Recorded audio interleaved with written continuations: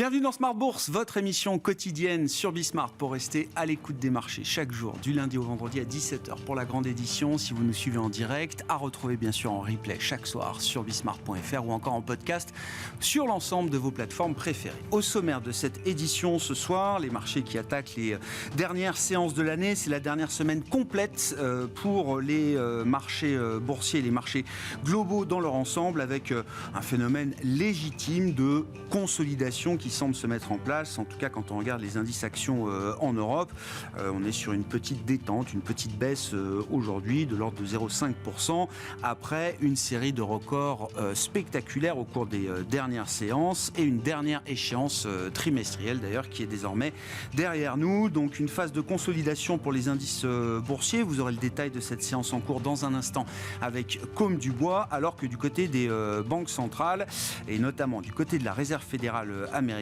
l'objectif du moment semble quand même de gérer les attentes du marché vis-à-vis du nombre et de la quantité, de la taille des baisses de taux qui pourront avoir lieu en 2024. Des attentes qui ont été entretenues encore mercredi soir par la conférence de presse et le discours tenu par Jérôme Powell. On a vu différents banquiers centraux américains s'exprimer depuis pour tenter peut-être de nuancer, de calmer un peu les ardeurs du marché, voire de recaler dans le temps les anticipations de baisse de taux que peuvent avoir les investisseurs à ce stade pour 2024. Comment la Fed va-t-elle gérer les attentes? Question qu'on posera à nos invités de Planète Marché dans un instant. Et puis nous y reviendrons également dans le dernier quart d'heure, le quart d'heure américain, chaque lundi avec notre correspondant américain Pierre-Yves Dugas qui sera en visioconférence avec nous. Nous évoquerons avec lui la Réserve fédérale américaine et nous reviendrons également sur les consensus économiques de marché pour 2024.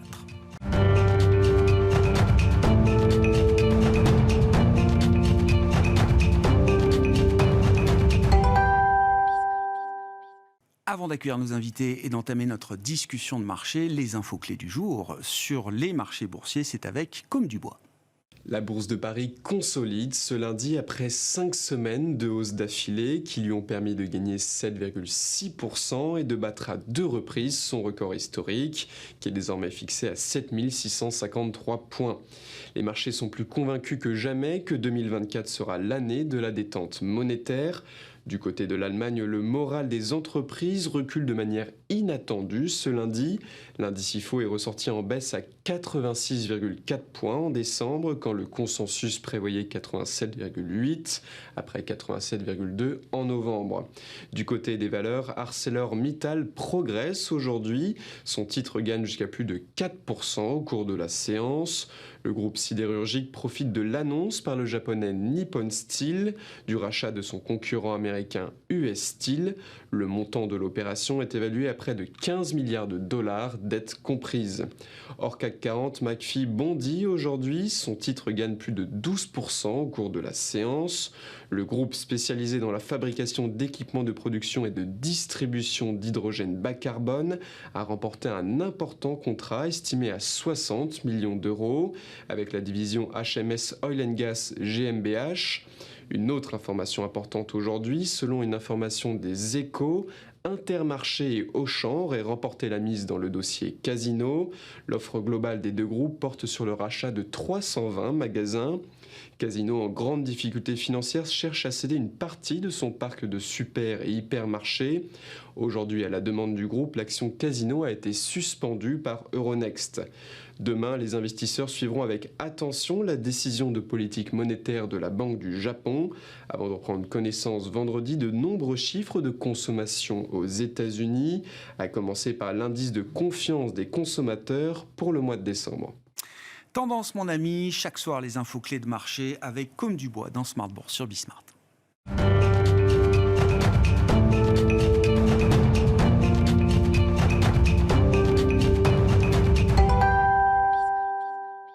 3 invités avec nous chaque soir pour décrypter les mouvements de la planète marché. Gilles Bazichir est à nos côtés, le président d'Equity GPS. Bonsoir Gilles. Bonsoir Grégoire. Merci d'être là. Merci à Eric Bertrand d'être avec nous ce soir. Bonsoir Eric. Bonsoir. Directeur des gestions chez Ophi Invest Asset Management et Nicolas Gottsman avec nous également en plateau. Bonsoir Nicolas. Bonsoir. Merci beaucoup d'être là. Ravi de vous retrouver. Vous êtes responsable de la stratégie macro à la financière de la Cité. Nicolas, j'aurais aimé avoir vos lumières sur la séquence Banque Centrale, à commencer par la séquence Fed. Je cite Jérôme Powell le 1er décembre. Il est prématuré de spéculer sur des baisses de taux. Jérôme Powell le même, moins de 2 semaines après, le 13 décembre, à l'issue du FOMC, dans la conférence de presse qui suivait la dernière décision de politique monétaire de la Fed. Je cite quelques extraits de sa conférence de presse que j'espère être emblématiques, mais des baisses de taux sont en vue. Nous sommes conscients du risque de maintenir un niveau de taux élevé pour trop longtemps. Nous n'aurons pas de raison d'attendre que l'inflation soit strictement revenue à 2% pour commencer ou envisager à recalibrer nos taux d'intérêt. Et le lendemain de cette dernière prise de parole de Jérôme Powell, d'autres banquiers centraux américains sont venus s'exprimer, à commencer par John Williams, le président de la Fed de New York, un élément clé, surtout un élément clé du dispositif, au cœur des marchés, économiste, macroéconomiste, avec cette expertise-là. John Williams, le lendemain de Jérôme Powell, nous dit « Les baisses de taux n'ont pas été au cœur de nos discussions ». Je voulais juste un petit éclairage quand même sur cette séquence, notamment en termes de communication. Et derrière la communication récente, qu'est-ce qu'on comprend de la fonction de réaction de la Fed pour 2024 ? Alors déjà, je pense que le discours entre Powell et Williams est cohérent. Je n'ai pas trouvé spécialement de contradiction de la part de John Williams par rapport à ce que disait Jérôme Powell. Et sur ce qu'a fait Jérôme Powell mercredi soir, en fait, ça me semble cohérent avec ce qui avait été annoncé précédemment. C'est-à-dire qu'au mois de juillet dernier, Powell avait indiqué qu'ils allaient baisser les taux bien avant d'arriver à 2%, tout en disant qu'ils allaient dépendre, enfin leur fonction de réaction dépendrait des données. Le vendredi avant la prise de parole de Jérôme Powell, on a les chiffres de l'emploi, on avait les chiffres de l'emploi privé qui arrivaient à un niveau de création moyenne sur les 3 derniers mois qui était de 145 000, qui était bien, mais en clair ralentissement et qui montrait que donc on pouvait avoir, non pas un risque pour le moment parce que le chiffre reste satisfaisant, mais on voit c'est une décélération qui est en train de se mettre en place et on revient sur des niveaux qui sont cohérents avec ce qu'on avait sur la moyenne 2015-2019. Donc on va dire le soft landing, là, de ce point de vue-là, serait achevé, mais ce serait bien de ne pas aller beaucoup plus bas. Ensuite, on a eu mardi le CPI, donc qui est l'indice d'inflation, le premier qui est publié aux États-Unis, et le lendemain le PPI, qui est l'indice de production. Or, les indices CPI et PPI contiennent des données qui vont, elles, servir au PCE qui est publié fin de mois, qui est l'indice d'inflation qui sert de base de référence de la Fed. Donc, en utilisant les données qui sont dans le CPI et le PPI, avec des poids différents pour le PCE, vous intégrez toutes ces données-là et vous avez le forecast que vous avez pour le PCE. Or, en intégrant les données du CPI et du PPI pour vos prévisions du PCE de fin mois, ça vous fait arriver à une inflation en 6 mois annualisée qui revient à 2%. D'accord. Et sur le 3 mois annualisé qui revient très proche de 2%. Or, comme ce qu'avait C'est ce qu'on va voir vendredi, donc, avec le PCE et le corps PCE du mois de novembre. On peut avoir des surprises de ce côté-là encore, parce qu'il y a quelques incertitudes, mais a priori, on devrait avoir un chiffre qui soit donc, en tendance, qui soit proche de 2%. Donc, on déclenche automatiquement ce qu'avait dit Powell. On est en train de revenir à 2%, on dépend des données. Et donc, on réagit par rapport à ça. Et d'ailleurs, ce qu'avait dit Powell, c'est que plusieurs gouverneurs ont modifié leur forecast en intégrant directement mercredi, donc quelques heures avant la réunion, les données qui avaient été prises pour modifier leurs prévisions d'inflation. Du corps PCE. Et étant donné que vous baissez vos prévisions d'inflation, elles ont été baissées de façon radicale, de 0,5% sur le PCE, de 0,5% sur le PCE Core, c'est vraiment radical. Et donc, ils ont modifié leur niveau de taux réel, donc les taux qu'ils attendaient, en accord avec les prévisions d'inflation qu'ils faisaient par rapport à cela. Donc en fait, tout cela était quand même relativement cohérent. Et par contre, je pense que la grande différence qu'on peut avoir entre ce que dit la Fed et ce qui est l'interprétation qui en est faite par le marché, c'est que la Fed dit on a une croissance qui est attendue à 2,6 pour cette année. En fait, quand on regarde les dernières prévisions, on est plutôt proche de 2,8 ou 3% pour l'année. Donc on sera encore peut-être sans doute au-dessus des prévisions de la Fed. Pas de révision à la baisse significative pour 2024. Donc en fait, la croissance continue aux États-Unis, tout va bien, c'est la fête. Par contre, l'inflation continue de baisser. Et si en fait, on baisse les taux uniquement sur la baisse de l'inflation et pas du tout sur un ralentissement économique. Or, le marché, lui, considère qu'il pourrait y avoir un ralentissement économique qui forcerait la Fed à aller plus loin. Et pour l'instant, c'est la seule dichotomie qui peut exister entre la position de la Fed et le marché. Donc, si jamais la Fed a raison et qu'on continue d'avoir des données satisfaisantes au plan macroéconomique, les marchés se rajouteront un petit peu. Les taux vont remonter. Les taux vont remonter un petit peu. Ou alors, c'est la Fed qui se trompe, on aura ce ralentissement et la Fed sera effectivement forcée d'aller un peu plus bas. Donc faites vos jeux. Ce qui a été surprenant pour beaucoup d'observateurs, c'est que dans sa conférence de presse, Jérôme Powell n'a jamais cherché à rectifier le pricing de marché, qui était déjà en l'état avant sa réunion. C'est-à-dire que c'était pas le moment de le faire. C'était pas le moment parce que je pense que maintenant, comme il l'a dit, c'est leur point de vue maintenant est vraiment équilibré. Ils ont un double mandat qui est l'emploi maximum et la maîtrise de l'inflation. Or, le risque est à peu près le même. Ça a été aussi confirmé par Austin Goolsbee ce week-end. C'est-à-dire qu'à partir du moment où vous avez un taux de chômage qui commence à démarrer à la hausse, vous ne savez pas où il s'arrête. Oui. Et donc, ce risque-là est majeur. Ils ne veulent pas prendre ce risque-là. Il faut couper le circuit avant, quoi. Il faut couper le circuit avant, ce que ne fait pas la BCE, par exemple. Et bon, c'est un autre sujet. Et donc, ils veulent prévenir cette situation-là, essayer d'agir avant que ça puisse arriver. Et encore une fois, aujourd'hui, c'est d'avoir une position équilibrée. Le risque est aussi grave à la baisse même peut-être plus grave à la baisse sur le niveau d'emploi, plutôt alors qu'on a une inflation qui revient à 2%, on ne va pas s'exciter et mettre en péril le niveau de la reprise américaine qui a été incroyable depuis la période Covid. Enfin, c'est sans précédent depuis 1945. Bon, il a quand même perdu au passage une forme d'allié avec l'intégration dans les marchés tout au long de l'été du scénario higher for longer. C'est-à-dire qu'il l'admet, il le disait lui-même en septembre, je crois, Powell. C'est bien, le marché fait le travail pour nous. Le marché met les taux 10 ans à 5%, le taux réel 10 ans à 2,5%. Le marché fait le travail. Plus le marché fait le travail, moins on aura besoin d'en faire. C'était la situation idéale. Mais peut-être que pour Jérôme Powell, le plus important, c'est le marché de l'emploi. Et que donc, dans ce cadre-là, il vaut mieux faire attention d'un côté plutôt que de l'autre. Et je pense que c'est le cas. Bon, Eric, alors qu'est-ce que ça change ? Est-ce que ça change quelque chose ou pas, cette conférence, cette séquence Banque Centrale et l'idée de ce pivot quand même qui est validé par Jérôme Powell pour 2024 ? Alors, pivot pour de bonnes raisons, parce que l'inflation va continuer de baisser sans abîmer la croissance. Oui, alors, il y a bien un moment, il fallait qu'il change son fusil d'épaule. Il y a un moment, il faut que ça tourne. Là, il l'a fait, et c'est vrai qu'on aurait pu imaginer qu'il y en avait déjà beaucoup d'attendus de son changement de fusil d'épaule. Là, le marché nous en a remis une louche derrière. C'était assez troublant. Moi, je reviens sur ce qui a été dit, que je partage vraiment.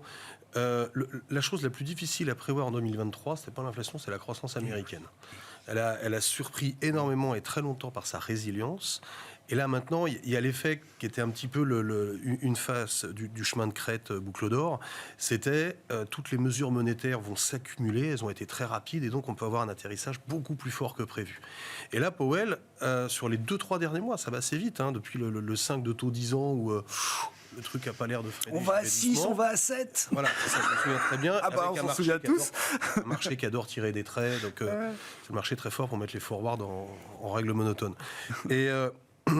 Et là, il se rend compte qu'en fait, c'est en train de ralentir très très fort. L'inflation, on l'a vu, mais la croissance ralentit, mais il craint le coup d'après. Et donc, la rupture, quoi. Il craint la truc rupture non linéaire. Alors, on ne le voit pas encore dans les chiffres. Et, chez nous, on attend un Q1, Q2 autour de 0 avant que ça reparte gentiment. Il y a un risque que ça aille plus fort, donc il fallait qu'il tourne. Et l'autre point qui est important, c'est sur lequel je voulais revenir, c'est que si lui ne donne pas l'impression qu'il considère ce ralentissement avec cette baisse de l'inflation par la possibilité de baisser ses taux en fonction, implicitement il remonte ses taux réels, c'est le message qu'il envoie au marché. Et là pour le coup ça peut pricer encore plus, parce qu'il faudra qu'il aille encore plus vite. Maintenant la réaction du marché, c'est la fin d'année, il y a des shorts dans tous les sens sur le sujet, et maintenant on est en train de remettre les forwards dans l'autre sens, peut-être un peu rapidement, je crois que la première hausse est prévue à 85-90% en mars. Il y a 6 baisses déjà sur 24. Tous les membres de la Fed qui s'expriment depuis sont là pour nous dire que ce sera jamais en mars. Ça n'est pas faisable. N'attendez pas ça. Ça va un peu vite, mais... Goolsbee a dit oui. Goolsbee a dit c'est possible. Ah, il dit que c'est possible. Bon. Tout est possible. Oui, non, mais bien sûr. Non, mais... c'est vrai que je pense que le marché était peut-être allé un peu vite en besogne, mais au global, si on enlève un peu l'ampleur et l'effet timing, on va se poser sur un taux réel long terme qui est pas très loin de la croissance potentielle long terme. On est quand même assez à l'aise avec ça. Alors ça prendra sans doute ça démarrera un peu plus tard, ça prendra peut-être un peu plus de temps. Pour revenir sur un taux neutre qui ne nous paraît pas aberrant au vu de la croissance potentielle américaine et de son atterrissage d'inflation. Et je pense surtout qu'il s'est réouvert la porte parce que la parole était très contrainte. il était enfermé dans son high for long. Attention, souvenez-vous du passé. Si on baisse trop vite les taux. Bah, ça fait quand même 18 mois qu'il nous bassine avec Arthur Burns. Non, mais quand même, ça a été l'erreur historique de la Fed qui a été mise en avant très très vite par Jérôme Powell pour nous dire, il y a un an encore, c'est la récession, il faudra que le taux de chômage remonte, il n'y a pas d'autre choix que ça, etc. Là, on ne parle plus d'Arthur Burns. On a des conditions financières qui se sont relâchées comme jamais au mois de novembre. On a des indices de conditions financières qui sont peut-être les plus relax depuis mars 2022, début des hausses de taux. C'est plus un problème. Non, mais on a parcouru du chemin depuis. Je pense que ça va un peu vite. Et je pense que dans les marchés, et en particulier en Europe, il y a eu en plus un effet FOMO. C'est que tout le monde voyait ces taux d'intérêt là, à des niveaux un petit peu attirants et s'est dit, oulala, quand ils vont commencer à tourner, il n'y en aura plus. Il faut que je me dépêche de loquer du rendement, quoi. Exactement. D'accord. Bon. Nicolas, oui, non ? Non, rien de spécial. Rien de plus là-dessus. Ouais. Gilles, sur cette séquence Banque Centrale. Et encore une fois, ce que ça implique pour les investisseurs dans la vision qu'ils ont de 2024 aujourd'hui, pour dire les choses trivialement, est-ce que, Jérôme Powell, est-ce que la Fed sont en train de rouvrir la machine à bulles sur les marchés ? Je ne crois pas, parce que moi je pense qu'on avait déjà eu...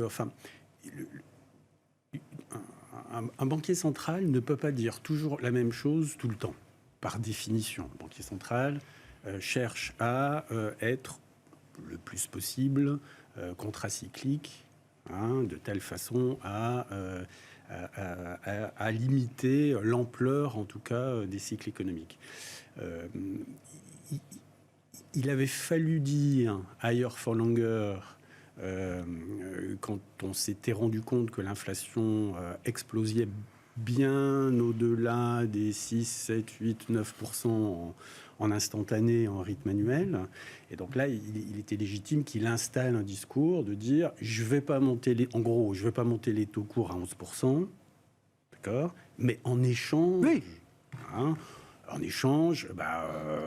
restera un petit peu plus longtemps à des niveaux relativement élevés pour ce qui concerne les taux courts, avant de voir effectivement la tendance s'infléchir nettement sur l'inflation. Ce qui ne veut pas dire le niveau des 2% atteint dans les chiffres. C'est une tendance, bien sûr. Et donc là, c'est le cas sur l'inflation. La Fed s'en rend compte, il est légitime qu'elle infléchisse son discours progressivement ou de façon abrupte. Pour ceux qui rentrent d'un tour du monde en char à bœuf, peut-être de façon abrupte. Pour ceux qui sont un tout petit peu plus sensibles à l'évolution des taux, peut-être que voilà. Alors pour ceux qui espéraient partir en vacances pendant un mois et dire de toute façon il va rien se passer et c'est une surprise de plus qu'il peut y avoir régulièrement sur les marchés. La bonne nouvelle, c'est que la Fed fait ce qu'elle dit, elle est data dependent. Elle a montré qu'elle était data dependent. Et je mentionnerai quand même que pendant la conférence de presse, personne n'a entendu, mais il a quand même dit, si c'est nécessaire... Ah bah oui. Oui, mais après un tel statement, après des tels dots et après une telle conférence, il peut dire que si jamais il y a besoin, on montera encore les taux. On voit bien que le marché ne peut plus entendre ça. Non, le marché, c'est une somme d'avis. Et le marché n'est, premièrement, et deuxièmement, c'est une somme d'anticipations qui sont très différentes, qui peuvent être très très très différentes. Et ce qui fait l'évolution d'un marché à court terme, c'est non pas le sentiment dominant, c'est l'évolution, même à la marge, des sentiments de ceux qui ont des poches profondes. D'accord ? Et donc, il y avait, et comme il y a toujours, mais il y avait une proportion non négligeable dans le marché de gens qui pensaient que soit la Fed ne bougerait pas suffisamment vite, soit que l'inflation a été sortie de son tube et que c'était la fin du monde, etc., et puis que des taux à 5 ou 5% sans risque, somme toute, dans une allocation d'actifs, c'est intéressant, c'est mieux peut-être qu'à moyen terme, 7 ou 8% ou 9% sur les actions avec du risque. Donc voilà. Bon, ça dépend de ses clients, ça dépend de sa typologie, ça dépend, voilà. Et ces gens-là, ils n'ont pas changé d'avis en écoutant la Fed, mais ils ont dû nécessairement ajuster leur posture, même si c'est que marginal, multiplié par des montants très très importants. dans peut-être des environnements de marché où les volumes commencent un tout petit peu à faiblir peut-être, et ça a pu faire des mouvements aussi brutaux à la baisse, le passage de 5 à 4, je vous rappelle, c'est fait en 2 mois, mais le passage pendant l'été de 4 à 5, il s'était fait en 3 mois.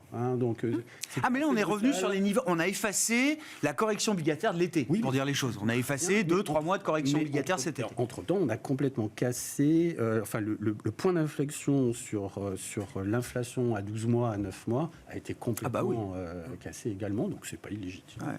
Eric ? Un point qui est important sur la somme des avis de marché, c'est que l'extrême volatilité qu'on peut avoir, outre le fait qu'elle est alimentée effectivement par ce retournement majeur sur l'inflation, c'est que quand on écoute les uns et les autres, on sent qu'il y a quand même des avis assez éloignés, ce qui fait que l'acheteur marginal ou le changeur d'avis marginal peut faire basculer les choses assez significativement entre ceux qui anticipent une récession majeure. Il faudrait peut-être 300 points de baisse des taux de la part de la Fed pour 400, gérer un atterrissage.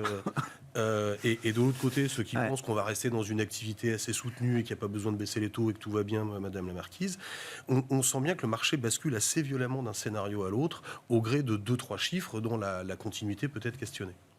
Qu'est-ce que ça implique pour le reste du monde, cette anticipation ou ce pivot de la Fed, si je puis m'exprimer ainsi, Nicolas? Quand je dis le reste du monde, c'est d'autres banques centrales majeures, Banque d'Angleterre, BCE, etc. Est-ce que c'est une soupape, un appel d'air dont certains vont pouvoir profiter derrière? Oui, je pense que c'est déjà effectivement une soupape parce qu'en fait, ça donne un peu plus de garantie sur la poursuite d'une tendance favorable sur la croissance américaine. Le consommateur américain est évidemment le rempart total de la croissance mondiale. Je pense que ça soulage pas mal aussi la Banque du Japon qui va s'exprimer maintenant, mais... rien à dire de plus? En fait, ils ont attendu pour remonter les taux et là, en fait, ils ont attendu jusqu'au moment où la Fed va baisser les siens. Donc, en fait, ils n'ont peut-être plus besoin de les monter. Et de toute façon, je crois que c'était à peu près leur intention initiale. Donc il y a peu de chances effectivement qu'ils aillent dans cette direction-là. Et de toute façon, quand on regarde les discours des banquiers centraux japonais, ils sont toujours sur la volonté de reflatter leur économie et d'avoir des salaires qui progressent plus fortement. Donc ce qu'on peut dire qui est quand même relativement sain et de changer la trajectoire du Japon. En Europe, c'était quand même un peu en ordre dispersé aussi. Je pense que pas mal de monde a été pris de court, surpris. Alors que finalement, c'était pas... à la BCE, vous voulez dire? À la BCE, Banque d'Angleterre, la Norvège surpris également. Quoi, par la manière dont le marché a perçu la tonalité du discours de Jérôme Powell la veille? Même par ce qui a été dit par Jérôme Powell. Et ce qui me surprend, c'est comment ils ont pu être surpris à la BCE, alors que même que les données d'inflation européennes sont encore plus basses en dynamique que celle de la Fed. Et c'est là où il y a vraiment une question qui se pose, parce que là, on parlait d'un retour éventuel donc de 6 mois annualisé sur l'inflation corps, qui est structurellement toujours un peu plus élevé, un peu moins élevé que ce qu'on peut avoir en Europe. Nous, on est déjà à 0,7% en 3 mois annualisés, donc on est déjà largement en dessous du mandat.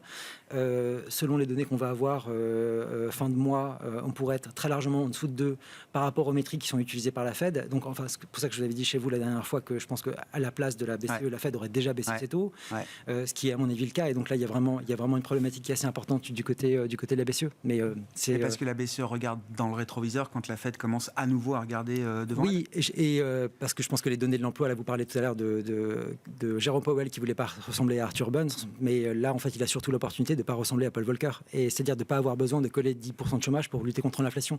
Et là, en fait, il sera vraiment le vainqueur total de cette situation-là. Jamais un banquier central. Là, il n'a pas pris un risque de voir l'économie américaine repartir, se relancer, rester en surchauffe. Mais c'est un scénario. C'est ce qu'ils veulent.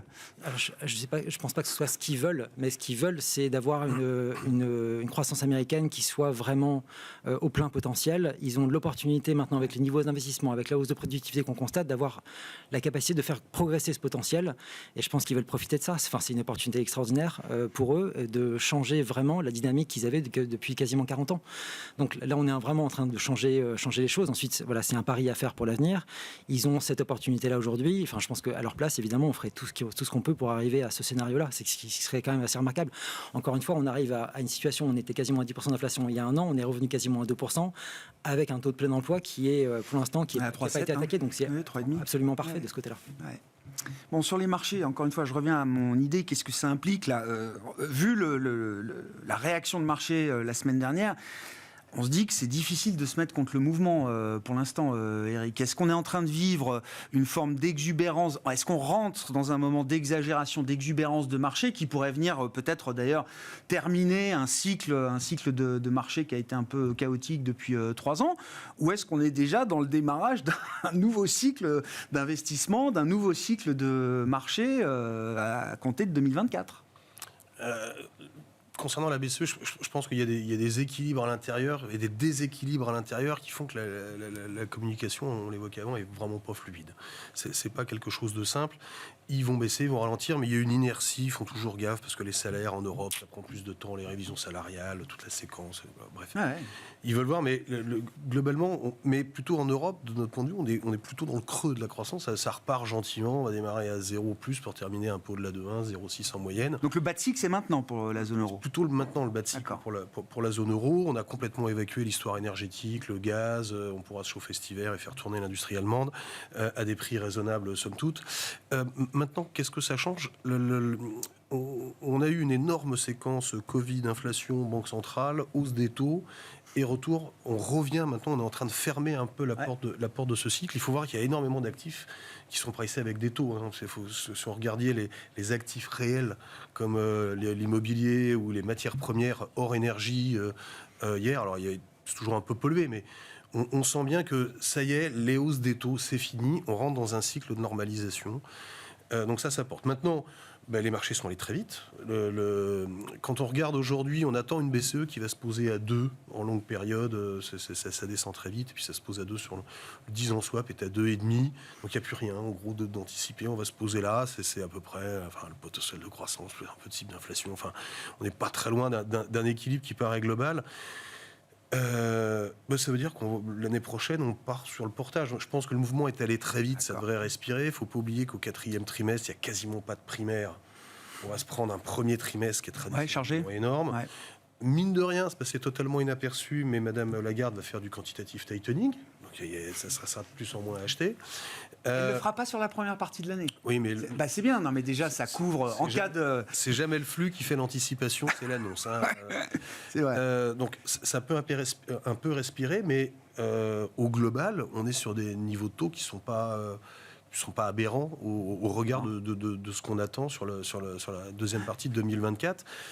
Et quand on rajoute les marges de crédit, on en parlera peut-être après, dans un portefeuille, même après toute cette baisse, ou peut-être un peu freiné, on a consommé beaucoup d'upside là, dans ces dernières semaines. Là, Je me souviens quand on était à 5 sur le 10 ans américain et le 10 ans allemand, je crois même ici avoir dit qu'il fallait y aller les yeux fermés. Ouais. Bon, maintenant, c'est peut-être. Mais à moins de 4, oui, c'est ça, maintenant. Mais même encore à moins de 4. D'accord. Quand on refait des portefeuilles sur 2024, on réfléchissait encore ce matin. Soit tout se passe à peu près comme prévu et on aura au moins à peu près 4 de coupons, ça serait surprenant que ça remonte beaucoup quand même, mais si ça se passe pas comme prévu, qu'il y a des accidents géopolitiques ou autres, on a retrouvé de la plus-value, ça peut baisser de 100 points encore le 10 ans américain, ça peut aller à 3, en cas d'accident ou de ralentissement trop fort. Donc c'est pas trop tard pour rentrer aujourd'hui sur du long... je pense qu'il faut peut-être respirer un peu. Oui, d'accord. Mais c'est sans doute ce que plein de gens se sont dit, c'est pour ça qu'on est allé aussi vite dans la descente et qu'on a fait 120 points en ligne. Enfin, vous disiez, il y a eu une peur de manquer de papier. Peur de manquer du papier à ce niveau-là. Et c'est vrai que on est passé à autre chose sur les taux d'intérêt, ça va être moins un facteur qui va driver les marchés sur 2024. Au-delà du facteur taux, là, comment on voit les soutiens pour les marchés financiers en 2024 ?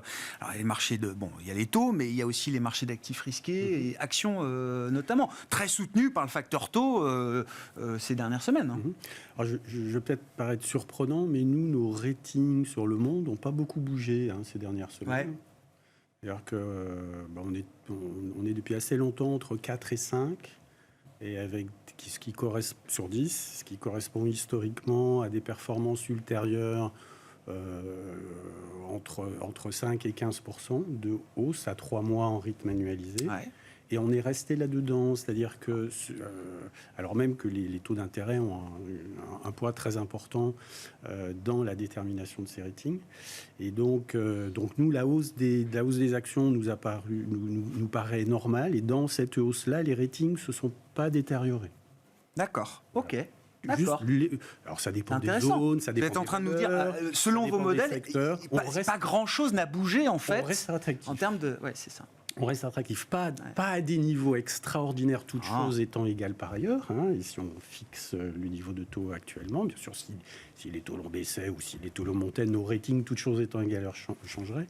Mais voilà, donc voilà. Par contre, à l'intérieur du marché, ce qui nous paraît intéressant comme poche à regarder pour tous les investisseurs, que ce soit pour tous les investisseurs actions, que ce soit pour les investisseurs qui craignent un ralentissement plus fort qu'attendu, ou ceux qui pensent qu'un soft landing est toujours possible, les deux étant possibles, bien sûr, bien évidemment. Eh bien, pour moi, il y a tout un thème dans le domaine des actions qui est intéressant à regarder, qui est relativement insensible au cycle économique, au cycle, je dirais, industriel,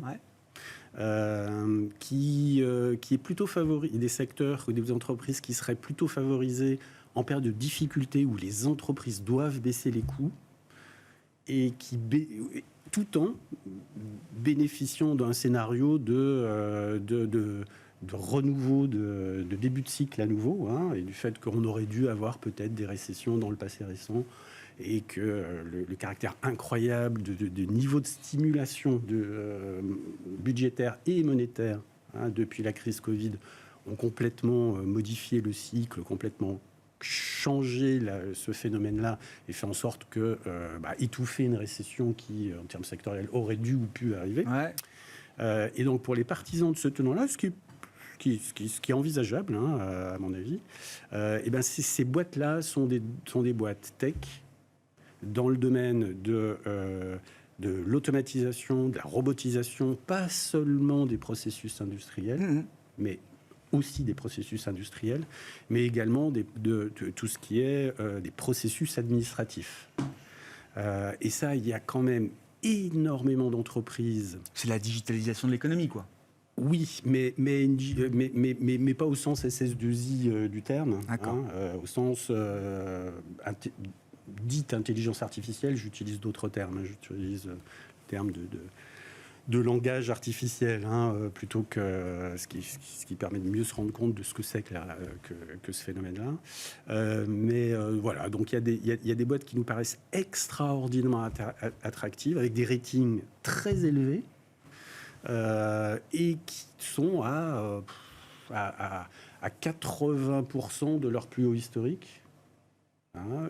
Donc c'est toute la tech non rentable que vous êtes en train de décrire. La tech rentable. Rentable. Alors, ce qui est très intéressant, c'est la tech rentable qui est encore à 80% en dessous de ses sommets. Oui, parce qu'en fait, ce qui est très intéressant, c'est que depuis 1 an et demi, en fait, dans la séquence de hausse de taux, la tech qui n'était pas rentable a fait des efforts incroyables pour le devenir.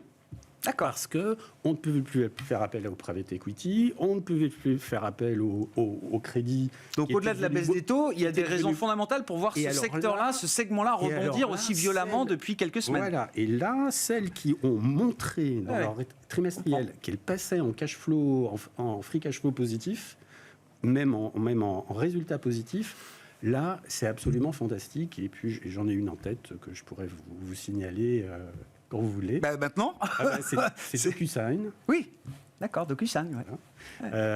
DocuSign qui a quasiment 10 sur 10 en rating equity GPS et qui vient de dire, enfin, qui a laissé entendre, ils n'ont ni confirmé ni infirmé des informations de presse selon lesquelles ils regarderaient toutes les options, y compris celle de se vendre.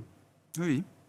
Et ce qui est très intéressant, en même temps, on a un énorme du secteur rentable depuis très longtemps qui s'appelle Adobe, qui vient de renoncer à une croissance externe au Royaume-Uni pour des raisons de réglementation, et qui historiquement était murmuré comme étant un acquéreur potentiel possible de DocuSign.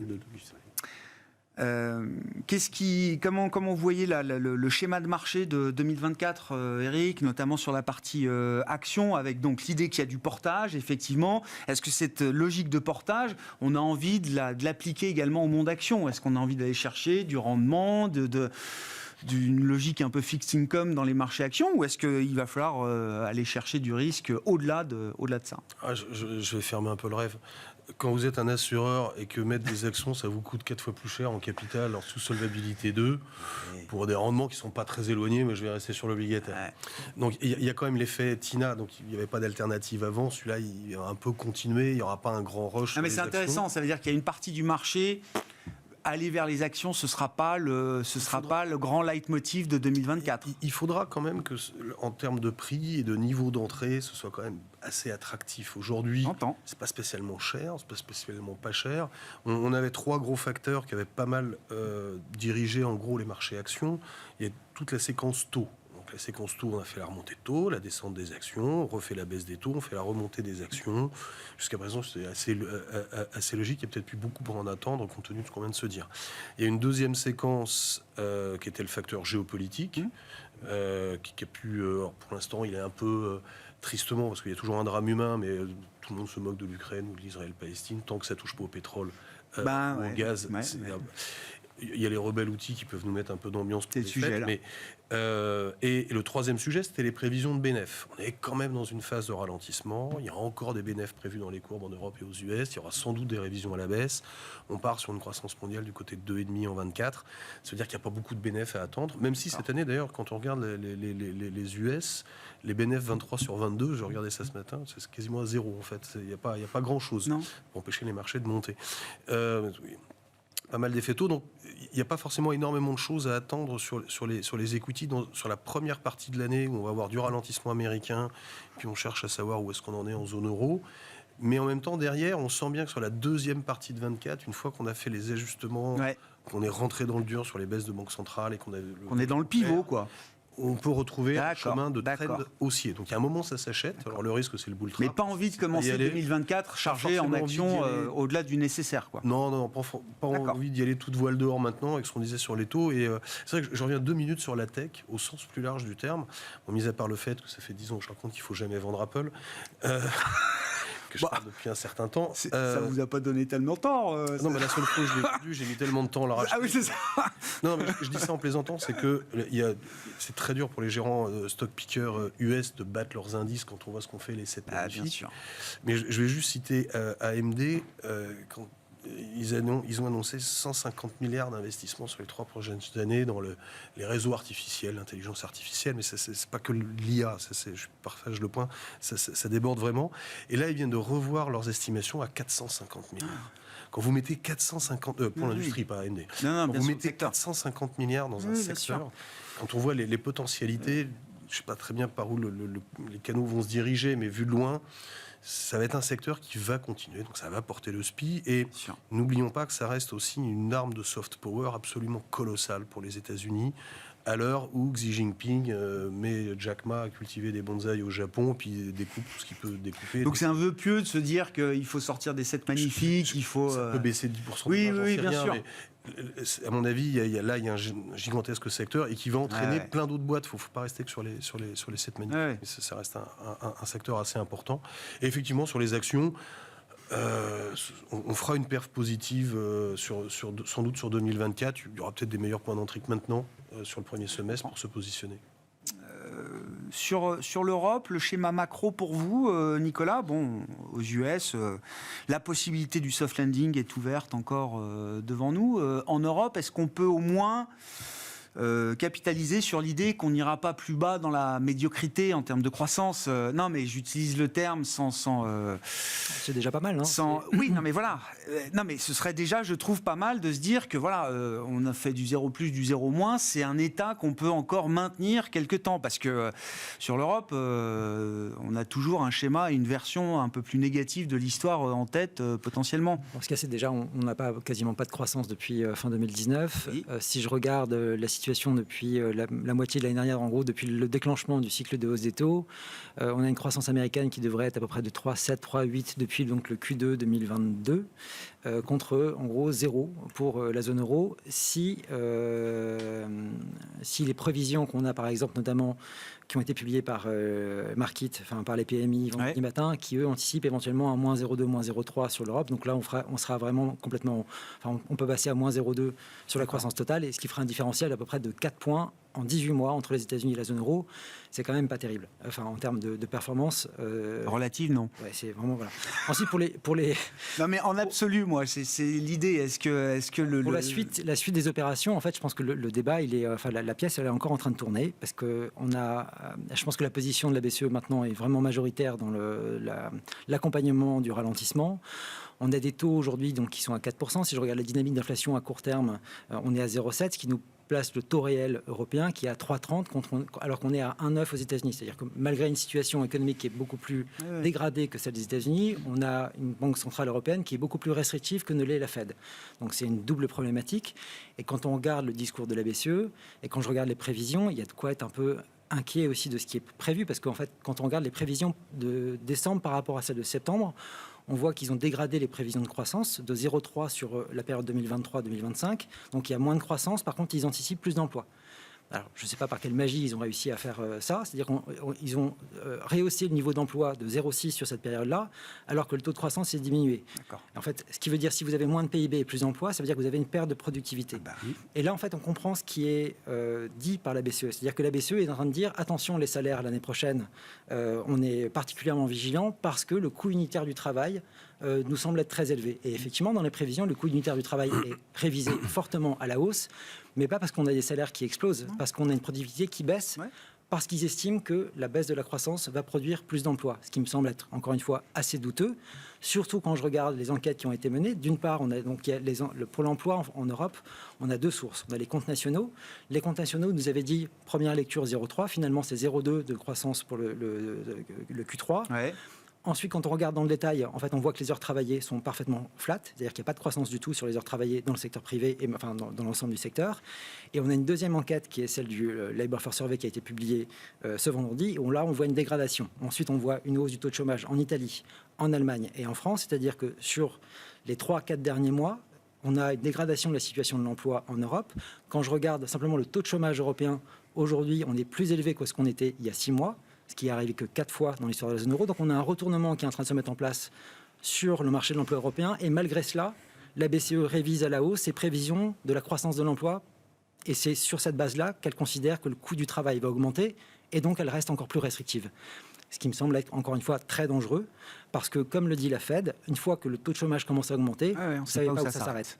Et la BCE, aujourd'hui, choisit de prendre ce risque-là. De laisser commencer peut-être le taux de chômage à repartir. Voilà, en tout cas, ce qu'ils ne veulent pas, c'est d'avoir des croissances de salaire trop importantes. Ça, c'est vraiment, on a compris que c'était vraiment. Voilà, ça, c'est l'objectif. Et donc, d'une certaine manière, l'avenir macro pour 2024, enfin la conjoncture de 2024, dépendra de la capacité de la BCE à réagir suffisamment vite au scénario ou à la situation. C'est ça, c'est que si alors, je pense que le point favorable. Il n'y a pas de facteur endogène, je ne sais pas, des salaires réels positifs, des phénomènes de restockage, indépendants de la course des taux directeurs de la Banque Centrale Européenne, qui permettrait quand même de maintenir encore un flot. C'est vraiment celle-ci. C'est ce qu'avait dit le chef économiste du FMI, Pierre-Olivier Gourinchas, au mois de juillet dernier, c'est qu'il considérait que le niveau d'emploi en Europe avait été plutôt satisfaisant, mais peut-être parce que quand on regardait les salaires réels, finalement, on avait une baisse. C'est-à-dire que les entreprises, en fait, avaient une espèce d'opportunité à investir dans plus de gens, parce que le coût réel du travail avait baissé pendant cette période-là.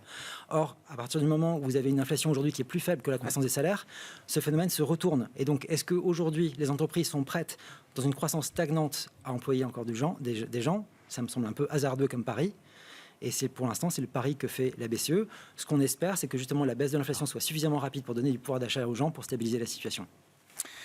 Bon, il y a des distinctions majeures dans les perspectives que vous avez pour les actions européennes par rapport aux actions américaines, par rapport aux actions émergentes aussi. On n'en a pas parlé, on n'aura pas le temps d'en parler, mais c'est vrai que est-ce que ça fait partie, les émergents, des options 2024 intéressantes? Tout à fait, et on continue d'avoir un mismatch entre, en gros, l'Inde et le Brésil en favorable.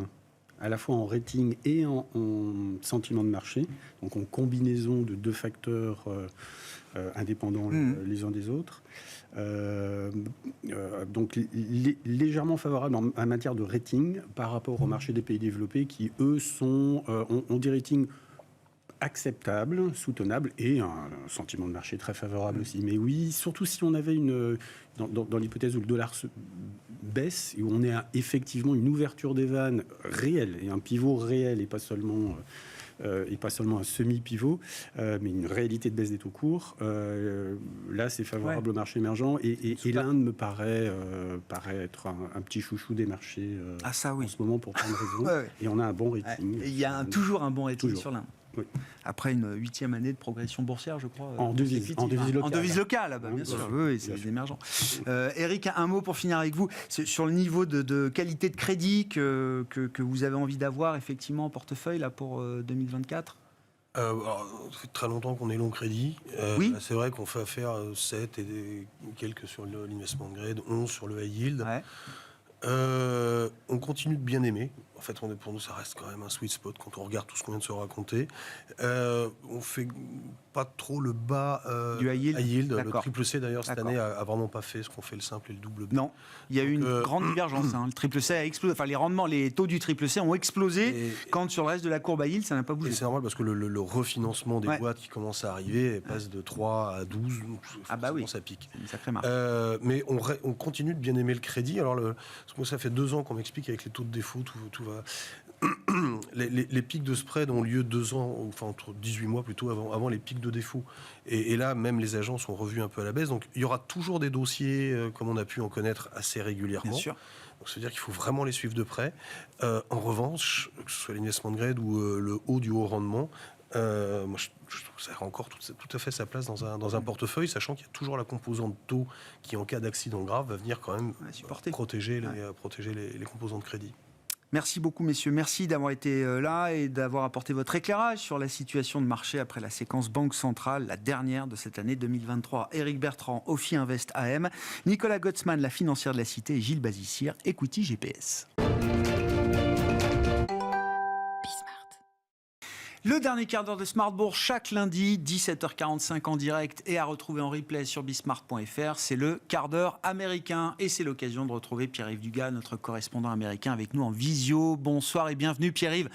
Merci beaucoup. Petit cours de méthodologie sur la manière dont fonctionne la Réserve fédérale américaine et la manière dont fonctionnent notamment certains de ces outils qui sont des outils de communication importants. On l'a vu encore mercredi dernier avec le FOMC, la conférence de presse de Jérôme Powell. On se focalise avec vous, Pierre-Yves, et c'est un rappel nécessaire, vous avez raison, sur ce fameux dot plots de la Réserve fédérale américaine. Alors, moi, je le traduis en français comme nuage de points, mais je trouve que c'est pas très joli et surtout pas très parlant.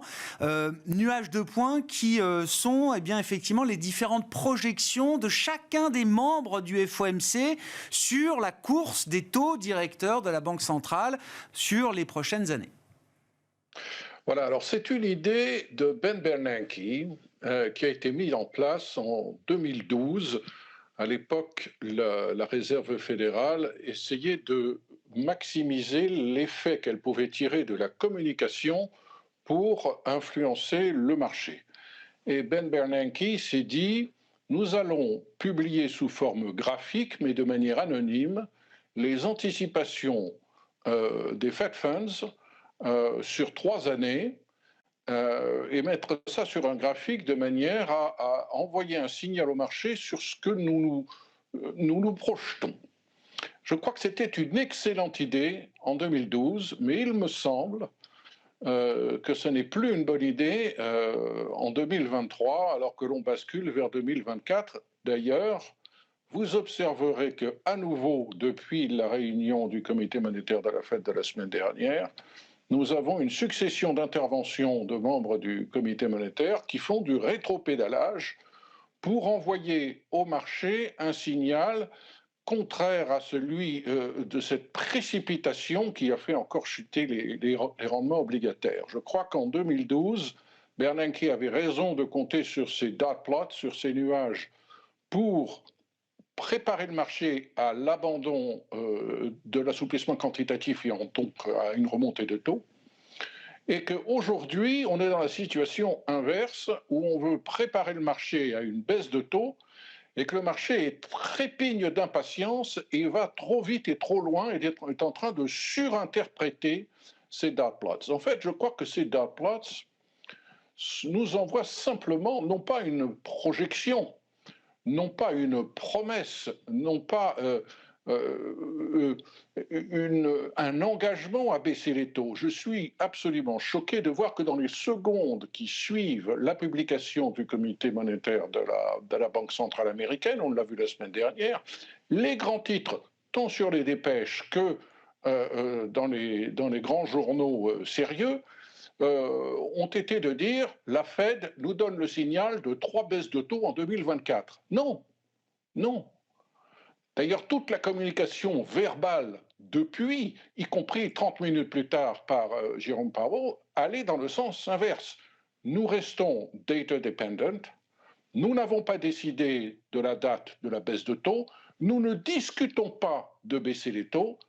A priori, nous estimons qu'il n'y aura plus de majoration de taux, mais on en reste là pour longtemps. Nous n'excluons pas une nouvelle majoration de taux si les données relatives à l'inflation, à l'emploi et à la croissance et au policy mix se révélaient en janvier, février ou mars, contraires à ce que nous imaginons aujourd'hui. Donc, le nuage de points, c'est magnifique pour nous donner une idée de ce qui se passe dans la tête des membres du comité monétaire à l'instant T, mais ce nuage de points vieillit très très vite. Rappelez-vous, le 20 septembre dernier, on sort du comité monétaire de la Fed, et même chose, voilà, ça y est, les dot plots nous indiquent qu'il y a encore une majoration de taux qui va intervenir probablement au mois de décembre. Ben non, il n'y a pas eu de majoration de taux en décembre. Du 20 septembre à la mi-décembre, les perceptions et les signaux donnés par la conjoncture américaine ont changé et la Fed s'est adaptée. Arrêtons de surinterpréter ces dot plots, on risque de se tromper. Un problème nouveau. Alors c'est vrai que le marché regarde la médiane. Je ne sais plus, je crois qu'ils sont 17 participants peut-être au sein du FOMC. Il y a des membres votants et des membres non votants également qui participent et qui ont le droit, je crois, de projeter également leur niveau de taux directeur. Je parle sous votre contrôle, Pierre. En tout cas, le marché regarde la médiane de la trajectoire et part de l'idée que ça va être le chemin de la politique monétaire naturelle pour la Réserve fédérale américaine. Alors, quand les points sont très concentrés, pourquoi pas? Mais là, il faut regarder la dispersion qu'on a autour de cette médiane et autour de cette moyenne. Et c'est encore une dispersion énorme qu'on a sur les prochaines années. Et oui, alors cette dispersion, c'est un souci de la part de tout président du Conseil des gouverneurs de la Fed, parce que n'oubliez pas que le patron de la Fed, il a deux objectifs. Un, décider, je parle uniquement de la politique monétaire, pas de la réglementation bancaire. Il a un objectif de décider du prix de l'argent, en gros, essentiellement, la plupart du temps, du niveau des Fed Funds, mais il a aussi à obtenir le maximum de consensus possible, parce que dès qu'il y en a un sur les 19, normalement ils sont 19, ils sont 17 je crois en ce moment, s'il y en a un ou deux qui commencent à sortir du consensus, en soi cela représente un signal pour le marché en disant « ils ne sont pas d'accord, ils hésitent, on va basculer, on ne va pas basculer ». On est fait pour ça. Je viens de voir Austin Goolsbee, l'ancien conseiller économique de Barack Obama, qui est maintenant président de la Réserve fédérale de Chicago, dire qu'il ne comprend pas très bien la réaction du marché depuis mercredi dernier. Loretta Mester, présidente de la Réserve fédérale de Cleveland, dit la même chose. Vendredi, c'était le patron de la Fed de New York qui disait ça, mais comment se fait-il qu'on s'emballe? Effectivement, on s'emballe, on regarde les marchés des futures et on voit que plus de 80% maintenant de probabilité est donnée à une première baisse de taux par la Fed dès le mois de mars. Comment peut-on être à ce point convaincu que le pivot a été largement acté, alors que tout dans les paroles prononcées par les responsables de la Fed vont au contraire dans le sens de « OK, probablement plus de majoration, mais le moment n'est pas venu de parler de baisse ».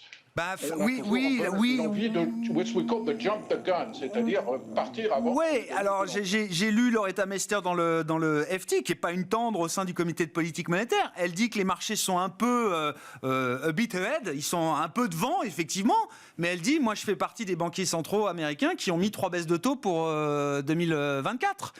Jérôme Powell, le 1er décembre, il nous dit prématuré de spéculer sur des baisses de taux. Le 13 décembre, après un communiqué du FOMC qui est déjà dovish à travers les dots, à prendre avec du recul, dans la conférence de presse, tout du long, de A à Z, il endosse l'idée de baisse de taux à venir. Des baisses de taux sont en vue. Nous avons bien conscience du risque de rester à des niveaux de taux élevés pour trop longtemps. On était dans le higher for longer il y a encore 15 jours précédents. Donc j'allais dire, je me mets un peu du côté du marché, Pierre-Yves, c'est mon rôle. Mais au-delà des dots, au-delà de la distance qu'il faut prendre avec les outils de communication, il y a quand même une communication du capitaine du navire qui laisse entendre que oui, le pivot arrivera en 2024, pour de bonnes ou de mauvaises raisons, parce que l'inflation sera plus basse et que la croissance économique sera encore là, ou pour des mauvaises raisons, parce que peut-être qu'on aura un accident sur la croissance économique. Alors là, je suis absolument d'accord avec vous. D'abord, ce n'est pas parce que le nuage de points peut trahir les intentions de la Fed que par ailleurs, d'autres modes de communication, en particulier cette façon qu'a Jérôme Powell, semble-t-il d'improviser, n'intervient pas aussi pour troubler, voire pour trahir les intentions du comité monétaire de la Fed. J'étais un petit peu surpris de ce ton extrêmement conciliant de Jérôme Powell, d'où ce rétro-pédalage d'au moins 3 présidents de la Fed, et je ne serais pas surpris qu'on en ait d'autres au cours des prochaines heures. Vous savez, on ne sort de l'ambiguïté qu'à son détriment, et j'aime toujours reprendre cette citation que l'on attribue à Alan Greenspan. Si vous avez compris ce que je vous ai dit, c'est que je me suis mal exprimé. À vouloir être trop transparent, la Fed a quelque chose à perdre dans sa manière d'influencer le marché. Il ne faut pas trop en dire, surtout quand ce que l'on commence à dire peut être mal interprété ou surinterprété. Oui, il y a ce concept d'ambiguïté constructive dans la communication des banques centrales qui a été mise en avant. C'était sous Mario Draghi, mais également sous d'autres à la Réserve fédérale américaine. Je me souviens également que Janet Yellen s'était interrogée publiquement sur le bien fondé de publier tous les 3 mois les dots des différents membres du FOMC. C'est une discussion qui avait déjà eu lieu de mémoire. Bon, visiblement, pour l'instant, les dots sont toujours là et sont là pour rester, Pierre. Il nous reste assez peu de temps pour conclure, mais je trouve que ça va bien dans cette idée-là.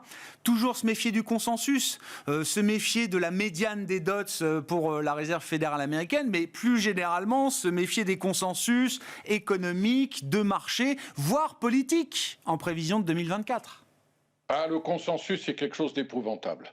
C'est quelque chose d'abord d'extrêmement pratique, parce qu'on est à l'aise quand tout le monde est d'accord. Quand on sort du lot, on vous demande des comptes. Ensuite, quand on est dans le consensus et qu'on se trompe, on peut dire, vous voyez, je me suis trompé, mais on s'est tous trompés. Le problème dans les affaires boursières, c'est que c'est ce qu'on appelle en anglais « the crowded trade ». Quand tout le monde a fait le même pari et s'aperçoit au même moment que c'est un mauvais pari, à ce moment-là, il y a des coups d'accordéon terribles, à la hausse ou à la baisse. Donc, miser systématiquement sur le consensus, en matière boursière, ça peut être extrêmement dangereux, extrêmement pénalisant. En matière politique, n'en parlons pas. Le consensus, c'est quoi aujourd'hui? C'est qu'on va avoir un atterrissage en douceur en 2024. Enfin, il y a 1 an, le consensus, c'était qu'on aurait une récession. Et puis, on ne l'a pas eu. Ensuite, ça a été, attendez, on va avoir une récession, mais elle va être shallow, elle va être légère, elle va être peu profonde. Bon. Le consensus au mois d'octobre, c'était que le marché obligataire américain, en particulier les taux longs, ça n'allait pas du tout. La crédibilité du Trésor, c'était pas ça. Il y avait trop d'inflation aux États-Unis. Il y avait des shutdowns à répétition. Il y avait cette histoire de plafond de la dette. Tout ça a fait s'envoler en octobre les rendements des taux longs américains. Et puis, coup d'accordéon dans l'autre sens, on est passé d'un rendement de 5% en octobre à 3,9% aujourd'hui, parce que le consensus a changé. Méfions-nous de ce consensus. En matière politique, le consensus, c'est quoi aujourd'hui? C'est qu'on aura Trump contre Biden. Mais oui, peut-être, oui, mais on peut avoir une triangulaire. Biden peut avoir un accident cardiaque. Trump peut finalement dégoûter pas mal de républicains dans les primaires. On n'est pas à l'abri d'une surprise désagréable pour M. Trump. Donc, le consensus repose souvent sur des considérations raisonnables, mais il n'est pas interdit de remettre en cause certaines de ces hypothèses. Hâte de voir ce que 2024 nous réserve. Une fois qu'on a dit ça, Pierre-Yves, et quels sont les éléments qui sortiront ou non du consensus et des consensus qui sont formés en ce moment sur la partie macro, sur la partie marché et sur la partie politique, puisque je rappelle que le calendrier électoral sera intense. On commence 2024 avec l'élection à Taïwan et on va la terminer quasiment avec l'élection américaine en novembre prochain. Merci beaucoup Pierre-Yves. On va tous réfléchir au consensus pendant la période des fêtes de fin d'année. On vous retrouve en janvier, bien sûr. En 2024, Pierre-Yves, vous serez avec toujours plaisir. avec nous pour ce quart d'heure américain de début de semaine. Pierre-Yves Dugas qui était avec nous en visioconférence, à retrouver bien sûr en replay sur bismart.fr.